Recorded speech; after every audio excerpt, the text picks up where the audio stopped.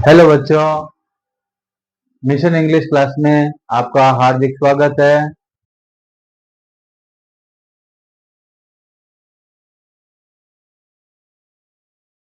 बच्चों, अपन पढ़ रहे हैं टेंस और इस टेंस के अंदर अपन ने दो टेंस कर लिए थे। प्रेजेंट सिंपल के 4 भाग कर लिए थे, पास्ट सिंपल के 4 भाग कर लिए थे।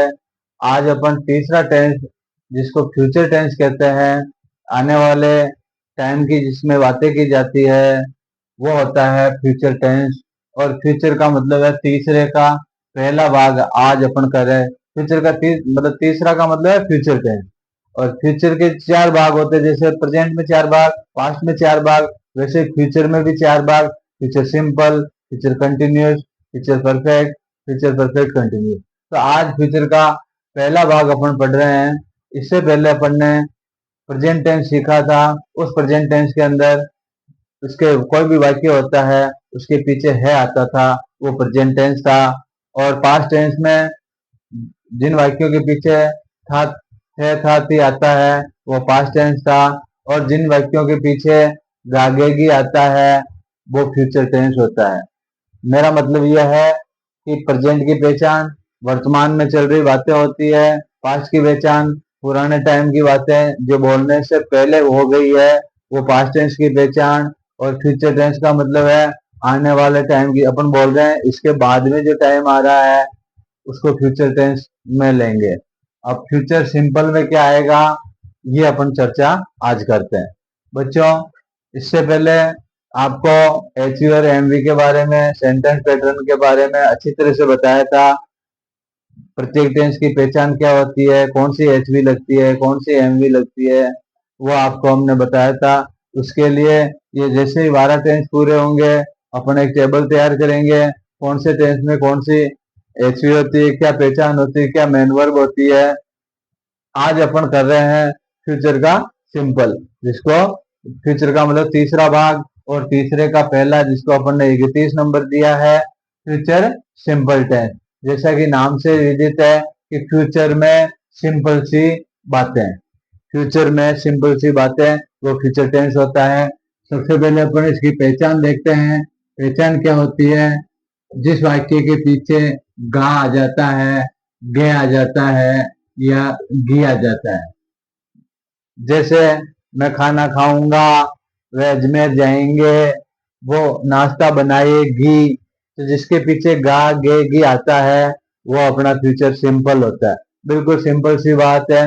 कोई भाई सेंटेंस हिंदी के अंदर लिखा हुआ है, उस हिंदी के सेंटेंस में लास्ट में देखिए, यदि गा आ रहा है, गे आ रहा है या गी आ रहा है, इसका मतलब वो फ्यूचर सिंपल है। इसके अंदर एचवी, जिसको अपन क्या कहते हैं, सहायक क्रिया, क्या कहते हैं, सहायक क्रिया। और सहायक क्रिया वाक्य के कहाँ मिलती है? पीछे, हिंदी के वाक्य के पीछे। ये जो गा गेगी मिलेगा ना, ये सहायक क्रिया ही है। इससे उस टेंस की पहचान भी है, और उसी को सहायक क्रिया कहेंगे। तो इसके अंदर हर टेंस में अलग अलग सहायक क्रिया होती है। या अपन जैसे प्रेजेंट सिंपल में डू डज थी, कंटिन्यूस में ईजेएमआर थी, प्रेजेंट परफेक्ट में हैज हैव थी, प्रेजेंट परफेक्ट कंटिन्यूस में हैज बीन हैव बीन थी, पास्ट सिंपल में डिड थी, पास्ट कंटिन्यूस में वाज वर थी, पास्ट परफेक्ट में हैड थी, पास्ट परफेक्ट कंटिन्यूस में हैड बीन थी। वो अपन ने जो दो टेंस सीखे थे, उनकी 8 टाइप के हो गए। प्रेजेंट के 4 और पास्ट के 4। उनके अंदर सब में अलग अलग सहायक क्रिया थी। वैसे ही इसके अंदर भी अलग सहायक क्रिया है। इसमें है सेल और विल, सेल और विल। अब सेल और विल, इससे पहले अपन ने टेंस सीखे थे, उसमें सहायक क्रिया को एक वचन और बहुवचन कर्ता के आधार पर लगाते थे। परंतु इसके अंदर ऐसा नहीं है, यानी यहाँ पर एक वचन बहुवचन का कोई माजरा नहीं है। यहाँ पर आपको आई और वी के साथ में, आई और वी यानी प्रथम पुरुष प्रोनाउन, सर्वनाम का जो फर्स्ट पर्सन होता है, जिसमें आई और वी होते हैं, उसके आधार पर, यानी आई और वी आ जाता है, तो आपको सेल लगाना है। क्या लगाना है? सेल। और बाकी अन्य का मतलब है जितने भी प्रोनाउन के सब्जेक्ट है, दूसरे दूसरे सब्जेक्ट कौन से बच गए? जैसे आई और वी आ गया, तो क्या बच गया? यू बच गया, ही बच गया, सी बच गया, इट बच गया, दे बच गया, या किसी का नाम, तो बच्चों उसको कहते हैं बाकी अन्य। जैसे मैं आगे भी पढ़ाएंगे तो मैं आई और वी के अलावा जितने भी प्रोनाउन है वो बाकी अन्य में आता है। बाकी अन्य के साथ में आप किसका प्रयोग करेंगे? विल का। किस रूप में? एचवी के रूप में। इससे पहले टेंस में अपन एक वचन और बहुवचन लिख रहे थे कि ये एक वचन और ये बहुवचन। जैसे डू और डज था ना, तो डज एक वचन के लिए, डू बहुवचन के लिए। इज एम आर था, उसमें इज एक वचन के लिए, आर बहुवचन के लिए, एम आई के लिए। हेज हैव था तो हेज एक वचन के लिए, हैव बहुवचन के लिए। परंतु इसमें ऐसा नहीं है। इसमें फर्स्ट पर्सन के साथ में सेल और अन्य, बाकी सेकंड पर्सन और थर्ड पर्सन उसके साथ में विल का प्रयोग। उसके बाद नंबर आता है मुख्य क्रिया का। मुख्य क्रिया का मतलब आपको पता है क्या कहेंगे? एमवी। क्या कहेंगे? एमवी। तो एमवी इसमें कौन सी लगती है? First form. जैसे प्रेजेंट और फ्यूचर, प्रेजेंट और फ्यूचर दोनों आपस में भाई भाई है। मतलब बहुत सारे ऐसे काम है जो प्रेजेंट वाला प्रेजेंट के काम फ्यूचर कर देता है, फ्यूचर के काम प्रेजेंट कर देता है। यानी कुछ ऐसे वाक्य होते हैं जिनको अपन फ्यूचर के होते हुए प्रेजेंट में बनाते हैं और प्रेजेंट के होते हुए भी फ्यूचर में बनाते हैं। इसका मतलब यह हुआ कि इसमें कौन सी काम आएगी? फर्स्ट फॉर्म काम आएगी। मेन वर्ब कौन सी काम आएगी? First form. चलते हैं अपन इसके आगे, कुछ इसके वाक्य बना के देखते हैं। जैसे बिल्कुल सिंपल से बनाएंगे अपन, हम रोज क्रिकेट खेलेंगे। अब देखो इसमें पीछे क्या आया? गेगागी आया ना। इसका मतलब ये क्या हुआ? आप सबसे पहले अपने को क्या करना? पहचान देखनी है कि ये वाक्य कौन से टेंस का है। अपन ने देखा कि पीछे गया गया, यानी गा गे गी आता है, तो वो कौन सा होता है? फ्यूचर है सिंपल। सीधी सी बात है। यानी ये क्या हो गई अपनी? एचवी हो गई। ठीक है। मैंने आपको ये बताया था कि एमवी को ज्यादा ढूंढने का प्रयास नहीं करना चाहिए, बिल्कुल इजी है। जो एचवी है उसके साथ में जो क्रिया है वो एमवी है। ठीक है ना। एमवी के अंदर कोई दिक्कत नहीं आनी चाहिए आपको। एचवी के जस्ट पास में जो क्रिया लिखी है वो अपनी एमवी है। और ये क्या है? एस है। और बाकी बच गया जो क्या कहलाता है? आईडीओ कहलाता है। क्या कहलाता है? आईडीओ। अब अपने पास सिस्टम पता है ना आपको क्या होता है?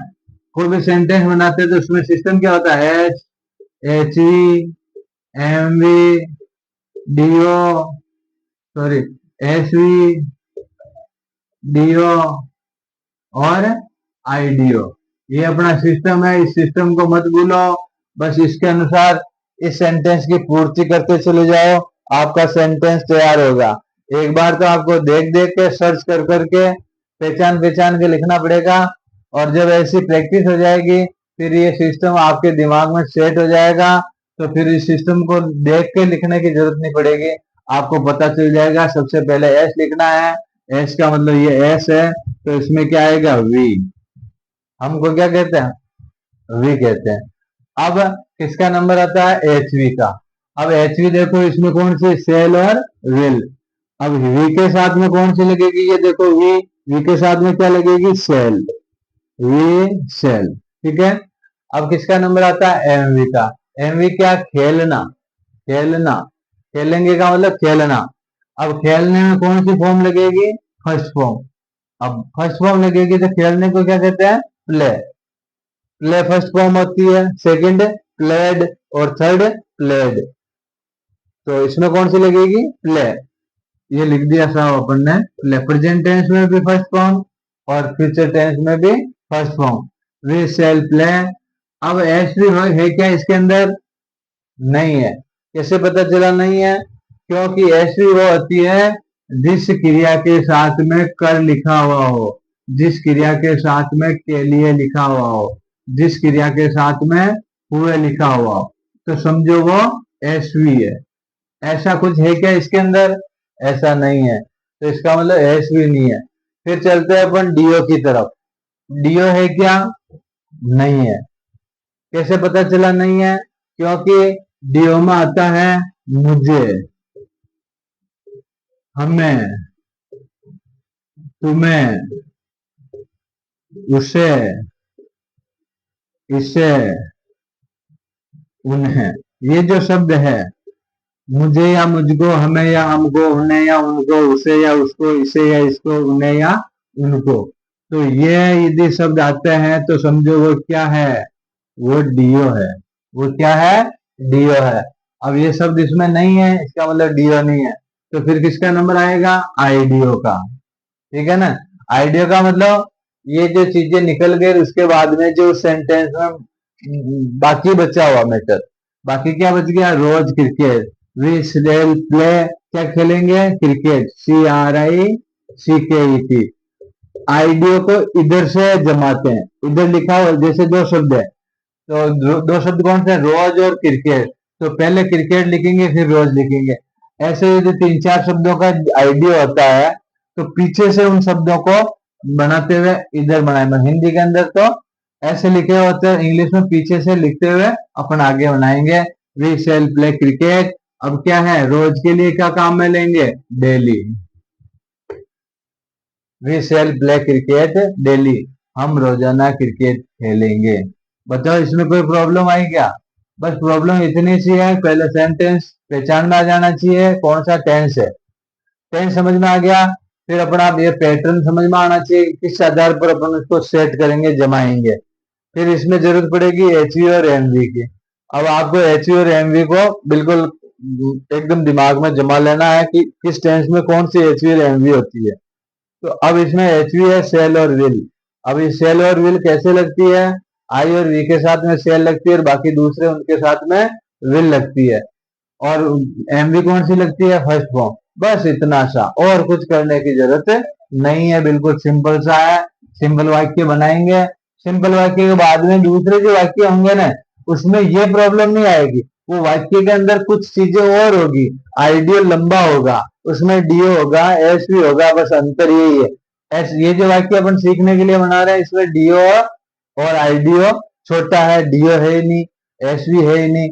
तो ये जब अपन इन्हीं वाक्यों के साथ में एसवी और डीओ और आईडीओ को बड़ा आइडियो लेके अपन सेंटेंस बनाएंगे, बस सिंपल से कठिन की ओर। दूसरा सेंटेंस लिखते हैं, मैं कल जयपुर नहीं जाऊंगा। सेंटेंस कौन से टेंस का है? कैसे पता चलेगा? इस सेंटेंस के लास्ट में देखेंगे, लास्ट में क्या लिखा हुआ? गा। अब गा देखा है तो गा कौन से टेंस में आता है? ये गा है, किसमें आएगा? फ्यूचर सिंपल टेंस में। ये पता चल गया। अब ये गा क्या है? एचवी है। क्या है? एचवी है। अब एमवी कहाँ है? जाना। जाना है एमवी इसके पास में मिलेगी। ठीक है। इसमें एस कौन सा है? काम का करने वाला, यानी जाने वाला कौन है? मैं। और बाकी जो बच गया ये क्या कहलाता है? I D O. ठीक है। अब उस सिस्टम में फीड कर देंगे। मैं का मतलब आई। फिर चलते हैं एचवी की तरफ। एचवी सेल और विल है, तो आई के साथ में क्या लगेगी? सेल, आई सेल। ठीक है। अब किसका नंबर आता है? एमवी का। एमवी कौन सी लगेगी? First form. जानने को क्या कहते हैं? गो। और गो की फर्स्ट फॉर्म क्या होती है? गो होती है।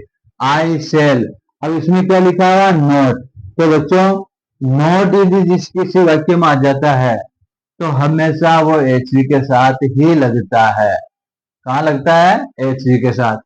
नोट कभी अकेला नहीं आता है। नहीं, एचवी नहीं लगती है तो लगानी पड़ेगी। नोट लगा रहे हो तो एचवी का प्रयोग यदि नहीं होता है सिंपल सेंटेंस में और नेगेटिव कर रहे हो सेंटेंस को, तो आपको नोट लगाना है, तो आपको एचवी भी लगानी है। यानी इस सेल के साथ में नोट लगेगा, आई सेल नोट। और फिर एमवी का नंबर है गो। और कहा? जयपुर, टू जयपुर। मैंने बताया ना, आईडियो को पीछे से लेते हैं। ये देखो, नोट यहाँ आ गया, जाना आ गया, फिर जयपुर आ गया, फिर आएगा कल, तो टुमारो। क्या आएगा? Tomorrow. I shall not go to Jaipur tomorrow. तीसरा वाक्य, वह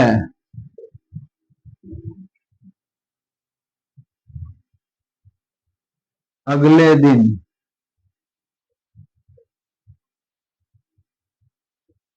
स्कूल आएगा, वह अगले दिन स्कूल आएगा। अब देखो, अपन ने पीछे देखा, गाया, गा का मतलब फ्यूचर सिंपल टेंस है, अपना सिस्टम चल रहा है। सबसे पहले एस क्या है, वह के लिए क्या लिखेंगे, ही। फिर मेन वर्ब क्या, आना। एच भी कौन सी लगेगी, सेल और विल में से। तो अब देखो सेल नहीं लगेगी, क्योंकि सेल तो आई और वी आया, इसमें वी आया, इसमें आई आया, इसलिए सेल और विल लगाया। सेल लगाए, आई के साथ में सेल और वी के साथ में सेल। अब ये ही किस में आता है, बाकी अन्य में, इसके साथ क्या लगेगा, विल, ही विल। फिर किसका नंबर आता है, एम वी का, आना। आना यानी कम। कहाँ आएगा, to school, come to school. और अगले दिन का मतलब नेक्स्ट डे। तो डे आ जाता है, वहां पर प्रीपोजिशन लगाते हैं, कोई सा भी डे आ जाता है और प्रीपोजिशन लगाने की जरूरत पड़ती है तो वहां ऑन लगेगा। महीने के नाम है, वर्ष का नाम है, वहां इन लगेगा। और कोई सा भी डे है तो वहां ऑन लगेगा। सप्ताह का नाम है, संडे, मंडे, ट्यूसडे, तो उनमें भी ऑन। और जैसे बर्थडे डे आ गया तो on, Christmas Day on, Republic Day on, मतलब on Republic Day, on Christmas Day, on birthday, on Monday. हमेशा दिन का नाम कहीं आ जाता है तो प्रीपोजिशन कौन सा लगाना है, ऑन। अगले दिन, next day, on next day. बच्चे समझ में आया है। इसमें अपन ने क्या सीखा है, इसमें विल लगाना सीखा है कि विल और सेल में से विल कब लगाते हैं। ठीक है, फर्स्ट फॉर्म तो लगनी है। इसके बाद अपन इसके नेगेटिव परफॉर्मेंस करते हैं, नेगेटिव सेंटेंस करते हैं। कैसे नेगेटिव बनता है, कैसे इंट्रोगेटिव बनता है, वो इसके प्रयास करते हैं अपन। एक दो प्रैक्टिस मैं करवाता हूँ, बाकी प्रैक्टिस है जो आप अपने घर पे करना। ज्यादा, जितनी ज्यादा प्रैक्टिस करोगे उतना ज्यादा समझ में आएगा। जैसे सेंटेंस है, क्या तुम अखबार नहीं लाओगे, क्या तुम अखबार नहीं लाओगे। टेंस को देखा, गया, प्रेजेंट सिंपल। तो अपन क्या करेंगे, अपन एच का प्रयोग करेंगे। कौन सी लगाएंगे, सेल और विल। जब क्या आगे आ जाता है तो अपने का क्या नियम है, अपना नियम है कि एच वी तो आ जाएगी इसकी जगह और ये एस चला जाएगा इसकी जगह। कब, जब प्रश्नवाचक हो, क्या हो, प्रश्नवाचक वाक्य हो। प्रश्नवाचक कौन सा होता है, एच वी वाला और डब्ल्यू एच वाला। ये दोनों टाइप के प्रश्नवाचक हो, यानी पीछे प्रश्नवाचक चिन्ह होगा तो एच वी या डब्ल्यू एच प्रश्नवाचक हो, जिनके पीछे प्रश्नवाचक चिन्ह होगा, उसमें जो वाक्य बनेंगे कोई सा भी है प्रश्नवाचक हो, तो हमेशा एच वी को पहले लिखते हैं फिर एस को लिखते हैं। इसका मतलब ये प्रश्नवाचक है क्योंकि पीछे प्रश्नवाचक चिन्ह है और आगे क्या, क्यों, कब, कैसे, ये भी लिखा हुआ है। तो अब क्या करेंगे, अपना सिस्टम कहता है कि प्रश्नवाचक वाक्यों में सबसे पहले एच वी। एच वी क्या लगेगी, तुम के साथ में कौन सी लगेगी, तुम यानी यू, तो कौन सी लगेगी, विल। तो विल के अंदर डब्ल्यू बड़ा, ये लगा देंगे विल, और फिर एस लगाएंगे, विल यू। और यदि नोट है तो इस नोट को यहाँ लगाएंगे, क्योंकि यू विल नॉट, क्योंकि नोट कहाँ आता है, विल के साथ। अब ये प्रश्नवाचक हो गया तो विल आगे चला गया तो नोट अपनी जगह ही है, यानी एच की जगह ही है। तो विल यू नॉट, और लाने को कहते हैं ब्रिंग, तो इसमें कौन सी फॉर्म लगेगी, फर्स्ट फॉर्म, ब्रिंग। और क्या नहीं ला रहा है, अखबार, तो will you not bring newspaper.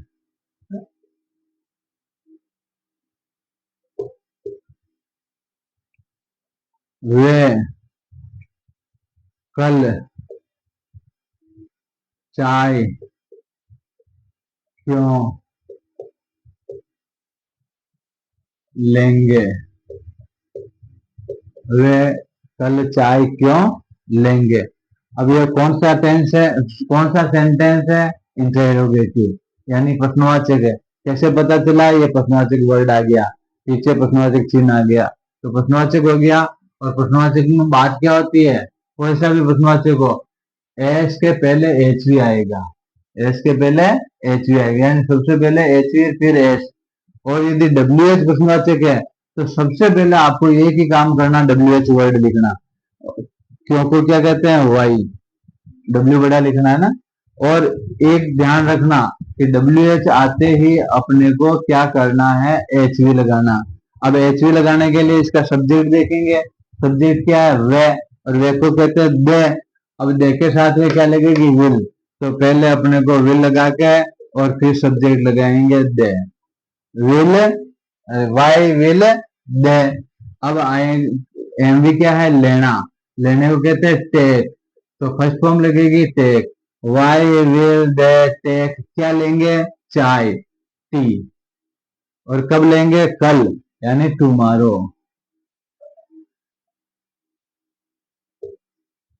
इसमें कोई प्रॉब्लम आई, बस इसमें क्या करना है, डब्ल्यू एच को पहले लेना।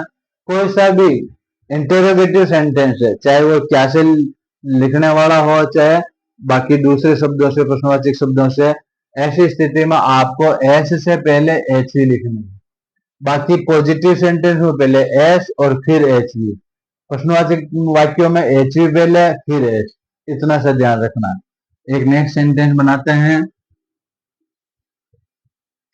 राम मोहन के घर जाकर खाना खाएगा। राम मोहन के घर जाकर खाना खाएगा, पॉजिटिव सेंटेंस है, फ्यूचर सिंपल का है। सबसे पहले लिखेंगे राम, राम, एस कौन सा है, राम हो गया। फिर गागेगी के लिए क्या करेंगे, एच भी लगाएंगे। किसी का नाम हो तो कौन सी लगती है, विल, राम विल। अब क्या है, एम भी कौन सा है, खाना, खाने को कहते हैं ईट, राम विल ईट क्या खाएगा, खाना, खाने को कहते हैं food, Ram will eat food. अब जोड़ेंगे जाकर, और जाकर के लिए मैंने बताया आपको जो क्रिया बताई थी अपने, first form, second form, third form, fourth form. Fourth form का मतलब आईएनजी, जो हुए के लिए काम में आता है। और पांचवी जिसमें टू लगा देते हैं, उसका अर्थ होता है कर। तो जाने को कहते हैं गो, तो यहाँ लिख देंगे टू गो, कहा, मोहन के घर। तो at Mohan's home, at Mohan's home, Mohan's, यानी इस एस का, ये जो अपोस्ट्रोफ कोमा एस लगा हुआ ना, इसका अर्थ होता है काके की, मोहन्स मोहन का, राम्स राम का, सीताज सीता का। ठीक है, जैसे कोई नाम कैलाश तो कैलाश का, गोविंद गोविंद का, तो मोहन्स होम। कोई प्रॉब्लम आई, कोई प्रॉब्लम नहीं आएगी यदि आपको सिस्टम समझ में आ गया होगा तो ये फ्यूचर के ऐसे वाक्य अपने बोलने में बहुत काम आते हैं। नहीं यार मैं नहीं आऊंगा, no I will not come, no I shall not come, सीधे सा, will you come with me, क्या मेरे साथ चलोगे, will you come with me. अब विल आगे लगा दिया, इसका अर्थ क्या हो गया, क्या, will you come with me, क्या तुम मेरे साथ चलोगे, विल यू टेक टी, क्या आप चाय लेंगे। ऐसे वाक्य आपको बोलचाल में बहुत सारा काम आती है। फ्यूचर टेंस, फ्यूचर सिंपल तो बहुत ज्यादा काम में आता है, डेली कॉन्टेक्ट में, डेली यूज में। तो इसको थोड़ा सा, इसको क्या सभी को अच्छा करना है। कुछ ऐसे हैं जो बहुत कम काम में आते हैं, परंतु ये फ्यूचर सिंपल तो बहुत काम में आता है। तो इसको, इससे संबंधित वाक्य आप बनाओ प्रैक्टिकली और उनको करो, बोल के देखो, अपने मन में सोचो हिंदी का वाक्य, फिर उसी मन में आप उसको इंग्लिश ट्रांसलेट करो इस सिद्धांत के हिसाब से, इस फॉर्मूले के हिसाब से, ये स्टेप देके, एच और एमवी याद रखे। ठीक है, तो अब ये हो गया आपका फ्यूचर सिंपल। अब फ्यूचर सिंपल के लिए आपको घर पर अपनी नोटबुक में फ्यूचर सिंपल के वाक्य बनाओ जिनके पीछे गा गे गी आता हो, और वाक्य ऐसे बनाओ जिसमें सभी टाइप के कर्ता आ जाते हो, यानी I we you he she it they. ऐसा नहीं कि मैं लिख दो, हम ही हम लिख दो, तुम ही तुम लिख दो। अलग अलग वाक्यों में अलग अलग कर्ता, अलग अलग वाक्यों में अलग अलग एमवी लगा के आप इनकी प्रैक्टिस करना, अपनी नोटबुक में उतारना। और इससे संबंधित कोई क्वेरी हो कोई डाउट हो, कोई कंफ्यूजन हो तो कमेंट बॉक्स में जरूर लिखना। ठीक है, तो इसके आगे वाला टेंस अपन अगले वीडियो में करेंगे। और वो टेंस कौन सा होगा आपको पता है, 32 नंबर का। कौन सा? 32 नंबर का। 32 का मतलब तीसरे टेंस का दूसरा, यानी फ्यूचर कंटिन्यूस। जैसे प्रेजेंट कंटिन्यूस था वैसे ही ये फ्यूचर कंटिन्यूस, जैसे पास्ट कंटिन्यूस था यानी दूसरे नंबर, तो ये तीसरे का दूसरा है फ्यूचर कंटिन्यूस। तो इस टेंस को अगले वीडियो में अपन सीखेंगे। तब तक आज दिन तक जो अपन ने टेंस पढ़े, सारे टेंस में से सिंपल के 6-7 टाइप की प्रैक्टिस करके फिर एक साथ प्रेजेंट सिंपल का वाक्य, कंटिन्यूस का वाक्य, एक एक वाक्य उनका बना बना के देखिए, ताकि आपकी एचवी और एमवी है जो मेमोरी में आ जाए, फिर कभी भी बनाओ कोई प्रॉब्लम नहीं आएगी। तो अगले वीडियो में अपन मिलेंगे फ्यूचर कंटिन्यूस टेंस के साथ में। इससे संबंधित कोई भी क्वेरी हो, कोई क्वेश्चन हो, कोई डाउट हो, कोई कंफ्यूजन हो, तो आप कमेंट बॉक्स में जरूर लिखें। और इस चैनल को, मिशन इंग्लिश क्लासेज चैनल को आप सब्सक्राइब करें। अपन रुकेंगे नहीं, ये टेंस सीखने के बाद वाक्य संरचनाएं और भी है उसको सीखेंगे, फिर एक एक टॉपिक लेके पूरा इंग्लिश अपन 90 दिन के अंदर कवर करेंगे। बस ये है कि आप है जैसा मैं बताता हूँ वैसे आप करते जाइए। उस टेंस को अगले दिन के लिए पेंडिंग मत पटकिए कि आज सीखा वो क्लियर आज ही होना चाहिए। यदि उसको अगले दिन में पटक दिया तो 90 के 91 दिन बन जाएंगे। ठीक है, या किसी दिन अपन ने नहीं पढ़ा तो भी अपना दिन कम हो जाएगा। तो अपने को क्या करना है, रोजाना जो पढ़ाया जा रहा है उसको बिल्कुल क्लियर, उसमें ऐसा कोई डाउट नहीं रहना चाहिए। कोई भी सेंटेंस हो बिना देखे आप उसको बना सकते हो। इस तरीके की प्रैक्टिस करिएगा तो आपको 90 दिन के अंदर बहुत कुछ करवा देंगे। और जो कंपटीशन एग्जाम में टेंस से संबंधित सवाल आते हैं, इन टेंसों को पूरा करने के बाद ये चतुश्रेणी भर्ती में किस टाइप के सवाल आते हैं, रीट में किस टाइप के आते हैं, फर्स्ट ग्रेड सेकंड ग्रेड में किस टाइप के सवाल आते हैं, वो पूरी प्रैक्टिस टेंस के सवाल सब, कोई सा भी कंपटीशन हो सब में आते हैं। बस पूछने का तरीका अलग होता है, किसी में एचवी पूछ लेता है, किसी में एमवी पूछ लेता है, किसी में ये जो अपना पैटर्न है, इसका सेंटेंस पैटर्न है वो पूछ लेता है, किसी में ये पूछ लेता है कि ये नेगेटिव सेंटेंस है क्या, किसी में ये पूछ लेता है ये इंटरोगेटिव है क्या। कुछ सवाल ऐसे होते हैं कि सिंपल सेंटेंस दे दिया जाता है, वो कहता है कि इसको नेगेटिव में चेंज करो, वो कहता है कि इसको इंटरोगेटिव में चेंज करो। तो ये सारा अपन सीखेंगे। बस ये है कि जो डेली का प्रोग्राम उसको खत्म करते जाओ, उसमें कोई डाउट नहीं रहना चाहिए। अगेन मैं आपसे ये रिक्वेस्ट कर रहा हूँ कि आप इस चैनल को जरूर सब्सक्राइब करें और इस चैनल को आगे से आगे अपने दोस्तों को शेयर करें, ताकि मैं मोटिवेट होऊंगा और आपको नए से नए वीडियो आपको मिलते जाएंगे। इसके अंदर मेरी यदि स्पीड धीमी है तो आप कमेंट बॉक्स में लिखिए, मतलब जो स्थिति चल रही है उसी तरीके से चलना, ये आपके समझ में आए वैसे चलेंगे। आपको यदि धीमी स्पीड से समझ में आ रहा है तो मैं बिल्कुल इसी स्पीड से चलूंगा। और आप कहोगे कि सर आपका अच्छा समझ में आ रहा है, थोड़ा सा गति प्रदान करो, तो we will increase our volume, increase our speed, तो हम अपनी स्पीड थोड़ी सी बदल देंगे। और इसके अलावा यदि आपके समझ में कोई भाषा से संबंधित, लिखने से संबंधित, समझने से संबंधित कोई भी प्रॉब्लम आ रही है कि सर इससे ये ऐसे समझ में नहीं आ रहा है, ये क्या भला है, इसमें कोई दिक्कत आ रही है, तो आप मुझे बिल्कुल कहिए। आप मुझे बेहिचक, बिल्कुल without any hesitation please ask me, I will solve your problem, it is sure. But you should have to write in comment box. I will see your comment and will make a correction, will give you response, will give you reply. I promise to you.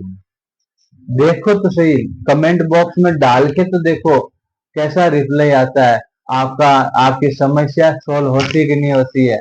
परंतु ये समस्याएं कब आएगी, comment box में लिखने लायक कब होगे, जब आप इनको करोगे। जब आप खुद करोगे आप अभी मैंने समझाया, बिल्कुल समझ में आ गया होगा।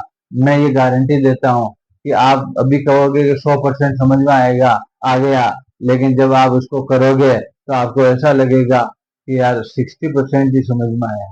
क्योंकि मुझे मालूम है बच्चे यस कर देते हैं पढ़ते समय और बच्चों को समझ में भी आ जाता है, लेकिन जब वो हाथ से करते हैं तब उनके प्रॉब्लम क्रिएट होती है कि उसमें सर ने वहां क्या लगाया, कौन सा सिस्टम आ रहा है। तो ये प्रॉब्लम निकल जाएगी। तो आप करोगे तो प्रॉब्लम आएगी, प्रॉब्लम आएगी तो कमेंट बॉक्स में लिखो, कमेंट बॉक्स में लिखोगे तो मुझे पता चलेगा कि कहाँ क्या दिक्कत आ रही है, किस स्थिति में मैं समझा रहा हूँ उनको, कौन सा लेवल चाहिए, कौन सा मेथड चाहिए। मैं आपसे ये सीखूंगा, आपके कमेंट से ये सीखूंगा, आपके सारे कंफ्यूजन दूर करूंगा।